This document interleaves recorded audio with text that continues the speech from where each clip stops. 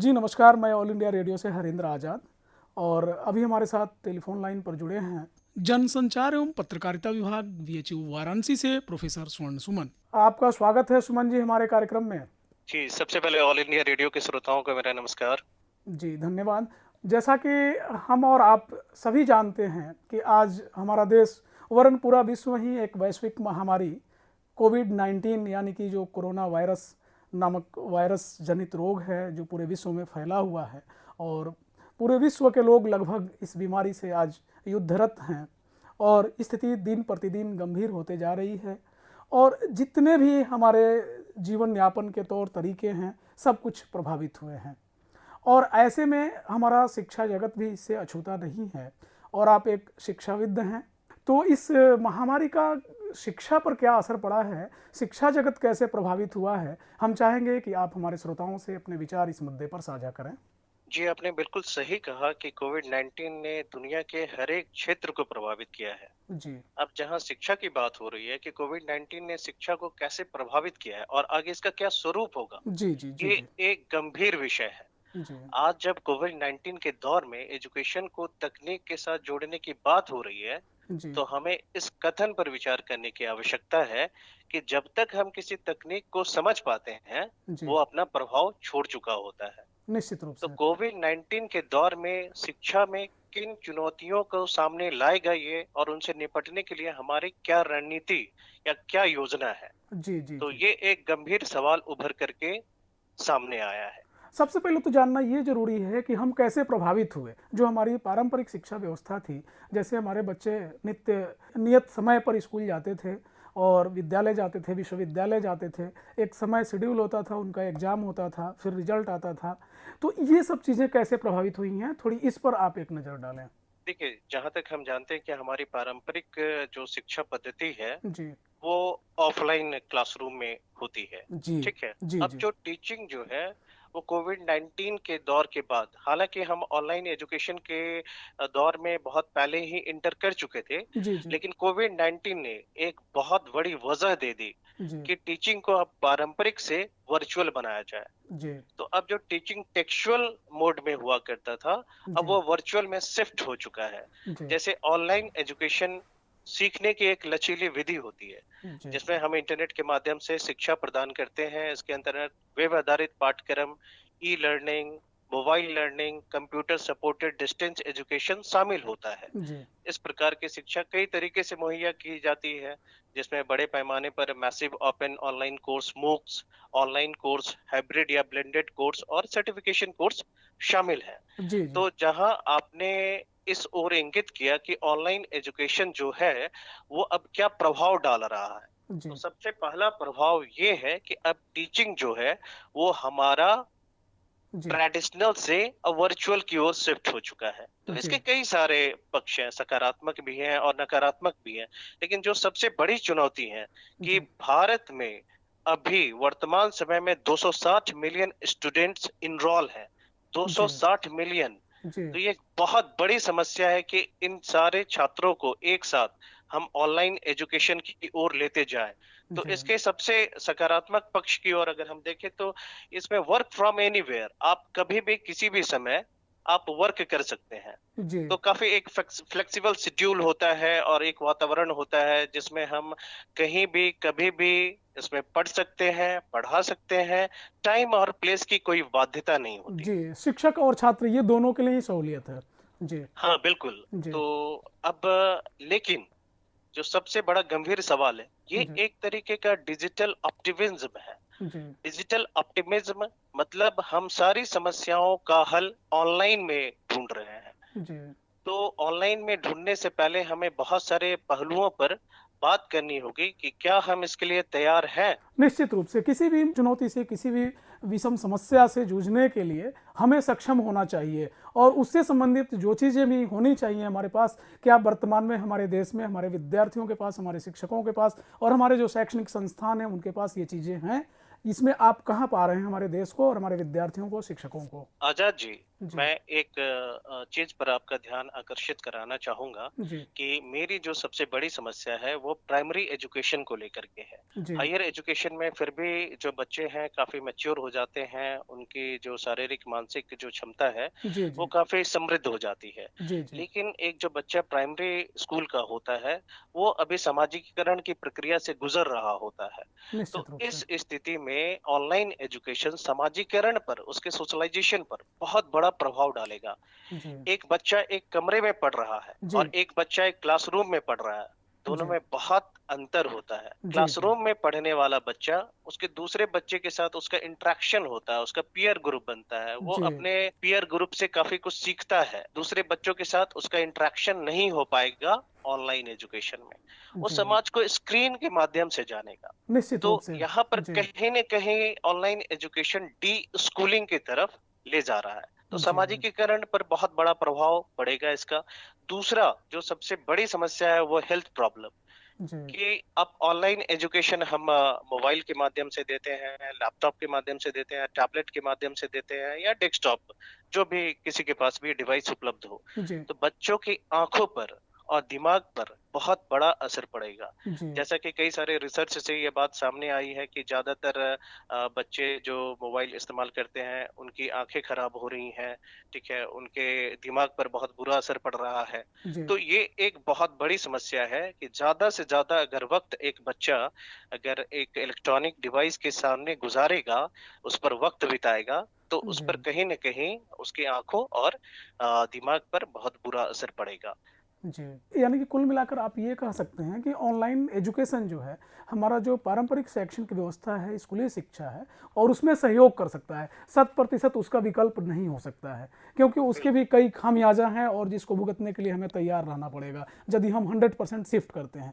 लेकिन अब सबसे बड़ी चुनौती हमारे सामने है कोरोना नाम की बीमारी और इस बीमारी से जो अभी हम हमारा पूरा देश जूझ रहा है और हमारे छात्र, शिक्षक और हमारे संस्थान भी जूझ रहे हैं। आप अभी देखें देश में कई हमारे शैक्षणिक संस्थान हैं जिनको क्वारंटाइन सेंटर बनाया गया है, जहाँ पे प्रवासी मजदूर कहें या बाहर से जो लोग भी आ रहे हैं उस ज़िले में, उस ब्लॉक में, तो वहाँ रखे जा जी, रहे हैं, उनके देखभाल में शिक्षक लगे हुए हैं। आपने बहुत एक पत्ते की बात कही कि प्राइमरी एजुकेशन जो है सबसे ज़्यादा प्रभावित होगा अगर हम ऑनलाइन की तरफ शिफ्ट कर रहे हैं। तो ऐसे में सही विकल्प क्या हो सकता है और कैसे हम अपने विद्यार्थियों को, अपने शिक्षकों को और अपनी संस्थाओं को कैसे हम ट्रेंड करें और ये क्या रास्ता हो सकता है, इसके बारे में हम अगर एक निष्कर्ष पे पहुंचना चाहें आपके अनुसार तो क्या होना चाहिए? जैसा कि अगर आप मेरी राय लेना चाहेंगे जी, तो जी, मैं एक शिक्षक होने के नाते जी, ये बताना चाहूँगा कि अभी जो सबसे बड़ी मूल जो समस्या है, हमें जी, उसको हल करने पर जोर देना चाहिए। जी, क्योंकि अगर किसी बच्चे का स्वास्थ्य अगर अच्छा रहेगा, जी, तभी हम उसे शिक्षा प्रदान कर पाएँगे। तो जी, सबसे पहली जो प्राथमिकता हमारी स्वास्थ्य की होनी चाहिए। जी, अभी कोविड-19 को जितनी जल्दी हम इसे दूर कर पाएँगे, उतनी जल्दी हम उसे शिक्षा देने के लिए हम जी, उसे तैयार भी कर पाएँगे। जी, जी, क्योंकि अगर हम इन दोनों को साथ-साथ लेकर के चलेंगे, तो आप देखेंगे कि कोरोना जो बीमारी है वो बच्चों पर ज़्यादा असर करता जी, है, जी, जी, ठीक है? तो अगर जो हायर एजुकेशन के जो छात्र हैं, ठीक है? जी, तो उनमें इम्यून सिस्टम काफ़ी मजबूत हो चुका रहता है। लेकिन जी, एक बच्चों का जो इम्यून सिस्टम है, वो कमज़ोर होता है। जी, तो जी, अगर आप ऐसे स्थिति में बच्चों को स्कूल में भेज देंगे, तो बच्चा सोशल डिस्टेंसिंग का कितना पालन कर पाएगा? वो बच्चा नहीं कर पाएगा, वो जी, खेलना जी, चाहता है, जी, वो जी, एक-दूसरे से मिलना चाहता है। तो इसलिए सबसे बड़ी प्राथमिकता स्वास्थ्य होनी चाहिए, जी, चूँकि अगर स्वास्थ्य रहेगा तब हम उसे शिक्षा अगर कुछ दिन तक अगर स्कूली बच्चों को रोका जा सके और जी, हम इस महामारी से निजात पा सकते हैं, तो यह एक बेहतर विकल्प होगा। निश्चित, और सबसे बड़ी बात है जी, कि हम जितने भी सारे संस्थान हैं, ठीक जी, है? जितने भी सारे शिक्षक हैं, ठीक है? उनको भी हम तैयार करें कि इस कोरोना बीमारी में अपने छात्रों के साथ हम कैसे इंटरेक्शन कर सकते हैं। फॉर द टाइम बीइंग हम उनसे ऑनलाइन माध्यम से जी, संपर्क किया जा सकता है। सारे जो भी शिक्षण कार्य हैं, पठन-पाठन है, हम जी, कर सकते हैं। लेकिन ये ही विकल्प जी, होगा, ये सही विकल्प मुझे उचित नहीं लगता है कि ऑनलाइन एजुकेशन एक सहभागी हो सकता है, ना जी, कि एक अनिवार्य विकल्प हो सकता है। जैसा कि इसे बनाया जाने पर बहुत ज़्यादा जोर दिया जा रहा है, क्योंकि ऐसा इसलिए भी किया जा रहा है कि इंडिया जो है, जी, वो बहुत बड़ा ऑनलाइन एजुकेशन का मार्केट है। जी, अगर आप देखेंगे कि 2018 में भारत में ऑनलाइन शिक्षा का बाज़ार मूल्य 39 बिलियन यानी 39 अरब था। जी, ठीक है, और अभी प्रिडिक्शन ये किया जा रहा है कि 2024 तक ये 360 मिलियन का बाजार बन जाएगा। और जी, जी, जैसा कि हम जान रहे हैं कि भारतीय सरकार ने जी, एजुकेशन सेक्टर में 100% एफडीआई कर दिया है। जी, तो बहुत सारे जो कॉरपोरेट वर्ल्ड है इसमें इंटर करने के लिए छटपटा रही है। ठीक है, निश्चित। वो आना चाहती है, वो जी, अपने जी, जी, इसको बहुत बड़ा बाजार के रूप में देख रही है। जी, जी, ठीक है, जहां आप देखिए कि भारत में 50 करोड़ 40 लाख इंटरनेट उपयोगकर्ताएं हैं। जी, ठीक है, जो चीन के बाद भारत सबसे बड़ा ऑनलाइन बाजार है। जी, तो यही वजह है कि दुनिया भर की मल्टीनेशनल कंपनी अपना व्यापार बढ़ाने के लिए भारतीय शिक्षा को ऑनलाइन स्वरूप देने की वकालत कर रही है। जी, तो हमें ये देखना होगा कि भारतीय शिक्षा भारतीयता के अनुरूप हो, जी, न कि बाजार के अनुरूप हो। निश्चित रूप से। जी, जी, जी, जी। एक एक समय तक और एक हद तक, एक जो सामने चुनौती है उसके सामना करने के लिए हम इस विकल्प को कुछ दिनों के लिए मतलब अपना सकते हैं, या आगे एक लंबे अरसे के लिए आप इसको एक सहयोगी के तौर पे, एक अन्य विकल्प के तौर पे आप इसको सुझा सकते हैं। बिल्कुल, बिल्कुल। अगर जी, आप डिजिटल होने की बातें कर रहे हैं, तो हमें डिजिटल डिवाइड की भी बातें करनी चाहिए कि जी, भारत में 50 करोड़ 40 लाख इंटरनेट उपभोक्ता हैं। इस हिसाब से देखेंगे कि भारत की एक बड़ी आबादी जी, इंटरनेट से वंचित है। जी, जी, जी, तो इसमें बहुत तरह का अंतर है। अगर आप देखेंगे गाँव और शहर का अंतर देखेंगे, अभी कुछ दिन पहले एक रिपोर्ट आई थी जी, Internet and Mobile Association of India की। जी, तो उसमें उन्होंने कहा था कि नवंबर 2019 तक भारत में 504 जी, मिलियन में से ग्रामीण क्षेत्रों में सिर्फ 227 मिलियन सक्रिय इंटरनेट उपयोगकर्ता थे, जी, और जबकि शहरों में 205 मिलियन इंटरनेट उपयोगकर्ता हैं। हालांकि शहरों की तुलना में देखें तो गांव में अधिक उपयोगकर्ता अवश्य हैं, जी, परंतु शहरों में कनेक्टिविटी, क्वालिटी ऑफ सर्विस के अच्छे होने की वजह से वक्त बिताने के समय और इंटरनेट कौशलता के हिसाब से शहरी उपयोगकर्ता आगे हैं। जैसे अगर आप देखेंगे डिजिटल डिवाइड में कि आज जो है हमारा डिजिटल डिवाइड सिर्फ तकनीक के पहुंच तक ही सीमित नहीं रह गया है। जी, तकनीक का आप किस तरीके से उपयोग कर रहे हैं, यह भी एक डिवाइड का वजह बन चुका है कि second level of digital divide की तरफ हम लोग शिफ्ट कर चुके हैं। निश्चित रूप सेकेंड से। लेवल ऑफ जी, जी, डिजिटल डिवाइड जी, कि जी, आपके पास स्मार्टफोन तो है, जी, लेकिन आप में वो कार्य कुशलता नहीं है, कि आप में वो स्किल नहीं है कि आप उसे बहुत अच्छे तरीके से अपने विकास के लिए इस्तेमाल कर पाए। तो निश हमें हमें जी, जी, हमें हमें ये चीजें ज्यादा से ज्यादा लोगों को बतानी चाहिए कि जी, तकनीक को मुहैया करवाना ही महत्वपूर्ण नहीं होता है। जी, तकनीक के बारे में जागरूकता फैलाना उससे भी ज्यादा महत्वपूर्ण होता है। और हमारी जो भारतीय शिक्षा है वह पुरुष और महिला के अंतर से काफी ज्यादा प्रभावित है। जी, तो अगर हम ऑनलाइन एजुकेशन की वकालत करते हैं, तो जी, लिंग अनुपात की दृष्टि से भी हमें देखना होगा कि 2019 में भारत में इंटरनेट इस्तेमाल का पुरुष स्त्री अनुपात 65:35 है। जी, यानी 65% पुरुष इस्तेमाल करते हैं और 35% महिला इस्तेमाल करती है जी, पूरे भारतवर्ष में। जी, तो जी, इस प्रकार भारत के अधिकांश इंटरनेट उपयोगकर्ता पुरुष हैं। जी। ग्रामीण क्षेत्रों में लगभग 69% ग्रामीण इंटरनेट उपयोगकर्ता पुरुष हैं, जबकि केवल 31% ग्रामीण उपयोगकर्ता महिला है। तो तो अब इस आधार पर भी हम कह सकते हैं कि शिक्षा के क्षेत्र में एक जेंडर गैप भी क्रिएट हो जाएगा यदि हम इस शिक्षा को हमेशा के लिए अपनाते हैं। बिल्कुल, बिल्कुल, बिल्कुल। और दूसरा पहलू ये है कि ऑनलाइन शिक्षा की बात करें या ई लर्निंग की बात करें, तो यह एक ऐसा ओपन प्लेटफॉर्म है जहां 100% हमारे पास और एक आम पेरेंट्स के पास, एक आम गार्जियन के पास उसके बच्चे के लिए या उसके छात्र के लिए, हर अभिभावक के पास कोई ऐसा मैकेनिज्म नहीं है कि 24 आवर बच्चे को और उसके यूसेज को सर्विलांस पे रख सके, वह क्या यूज कर रहा बिल्कुल। है, क्या देख रहा है। यह तो एक ऐसा प्लेटफॉर्म है जहाँ पे सीखने से ज़्यादा अन्य तरह की कई इतर चीज़ें भी उपलब्ध हैं। तो अब बच्चा अपना आकर्षण किस तरफ डेवलप कर रहा है और किस तरफ जा रहा है, यह भी कह पाना मुश्किल होगा। बिल्कुल, बिल्कुल। जहाँ तक आपने सर्विलेंस की बातें की, तो मैं ये बताना चाहूँगा कि सर्विलेंस ऑफ कंटेंट की बातें जो है, ये एक बहुत महत्वपूर्ण चुनौती उभर कर के सामने आई है ऑनलाइन शिक्षा में। जी, आप देखेंगे कि अगर इसके लीगल पहलू पर अगर आप देखेंगे कि अगर हम एजुकेशन को ऑनलाइन शिफ्ट कर रहे हैं, जी, तो हमें ऑनलाइन कानून जी, को एजुकेशन क्लास पर लागू नहीं होने देना चाहिए। जी, क्योंकि नहीं तो सोशल साइंस एंड ह्यूमैनिटीज जैसे बहुत सारे ऐसे विषय हैं जहां पर आप लोकतंत्र के बारे में बातें करते हैं, आप समाज के बारे में बातें करते हैं, काफी आलोचनात्मक वाद संवाद होता है उसमें, जिसमें जी, हमें हर समय इस बात के प्रति सचेत रहना होगा कि कहीं कोई बात जो सरकार विरोधी तो नहीं हो जाएगी। जी, तो हमें सबसे पहले इसके लीगल चैलेंजेस को भी दूर करना होगा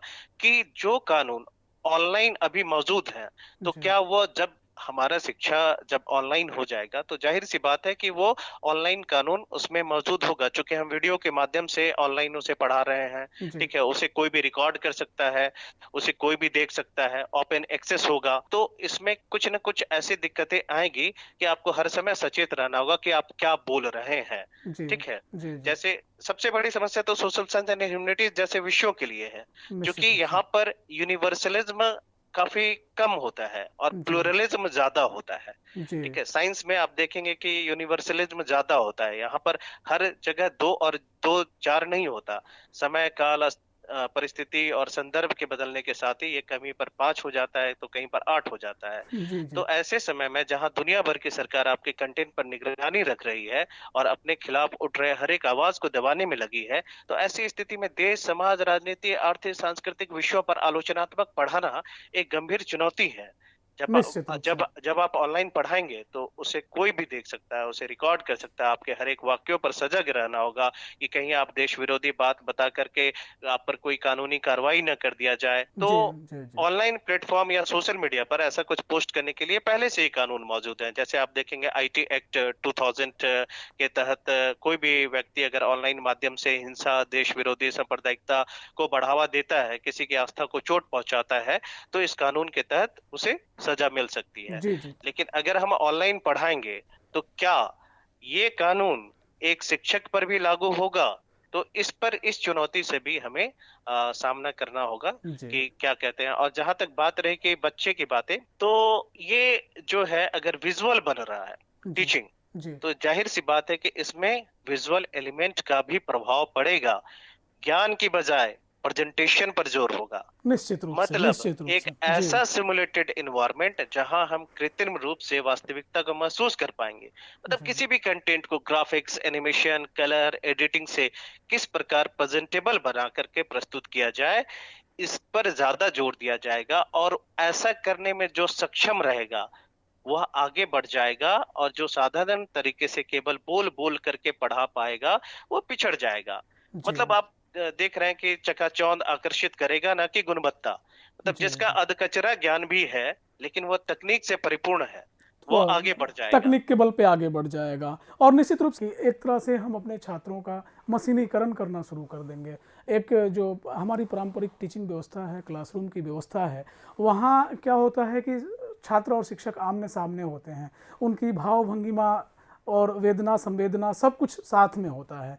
लेकिन एक डिजिटल युग में और डिजिटल एजुकेशन की अगर हम बात करें तो इसके लाभ या इसकी प्रभाव कहें बहुत ज़्यादा है। फिर भी एक तरह से मशीनीकरण तो हो ही रहा है। इन सारी तमाम चीज़ों को ध्यान में रखते हुए कोरोना ने हमारे समाज को बहुत कुछ सिखाया, बहुत तरीके से चोट भी पहुंचाया है और बहुत सारे बदलाव का हमारा समाज, हमारा देश सामना कर रहा है। मैं इस कंक्लूजन के साथ अपनी बात खत्म करना चाहूंगा, जी, आजाद जी, जी, कि आपने जैसा बताया कि एजुकेशन का तकनीकीकरण किया जा रहा है, जी, तो मैं बस इतना कहना चाहूंगा कि एजुकेशन का तकनीकीकरण करने के बजाय एजुकेशन का मानवीकरण करने की जरूरत है। निश्चित रूप से। शिक्षा में तकनीक का इस्तेमाल एक सहयोगी भूमिका के रूप में किया जाना चाहिए, जी, न कि तकनीक ही सब कुछ हो जाए। जी, जी। और चलते चलते आप हमारे छात्रों को, जो हमारे श्रोता सुन रहे हैं और जो अभिभावक सुन रहे हैं, इस कोरोना काल में क्या कुछ मैसेज देना चाहेंगे, कोई टिप्स देना चाहेंगे, कैसे बच्चे अपना पढ़ाई लिखाई निरंतर जारी रखें और अभिभावक उनके साथ किस तरह से पेश आएँ ताकि आने वाला कल सुनहरा हो और इस हम बीमारी से भी निजात पा जाएं? जी, सबसे पहले तो मैं इस कोरोना काल में यही कहना चाहूंगा कि आप लोग अपने स्वास्थ्य का ध्यान रखिए, जी, क्योंकि अगर जान है तभी जहान है। जी, ठीक है, और हमें पूरा विश्वास है कि भारत ने ऐसी कई सारी चुनौतियों का सामना किया है जी, और उस पर विजय भी पाई है। जी, तो हमें आशा है कि भारत के जो छात्र हैं, जो कल के भविष्य हैं, जी, वो इसे आसानी से इस समस्या जी। पर विजय प्राप्त कर लेंगे और अपना ध्यान रखें, सुरक्षित रहें। और इस गंभीर विषय पर हमसे बेहतरीन जानकारी साझा करने के लिए प्रोफेसर स्वर्ण सुमन, हमसे जुड़ने के लिए आपका बहुत बहुत धन्यवाद। धन्यवाद।